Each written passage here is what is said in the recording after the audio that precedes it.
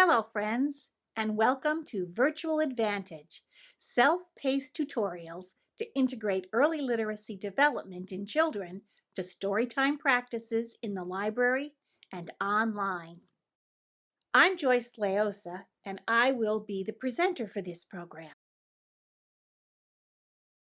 We'll explain the impact of research on children's development, which impacts library storytimes on early literacy in children, to integrate these skills into your own story times, and to learn to be intentional in all you do as you plan in books and activities. Together, we're going to learn how to increase the interactivity with children as you model and encourage parents and caregivers. We're going to share early literacy information through ideas, tips, and resources with parents and caregivers that can be used with their children every day.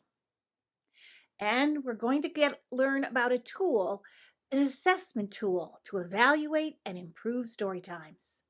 And finally, we're going to learn to articulate the value of story time into your communities.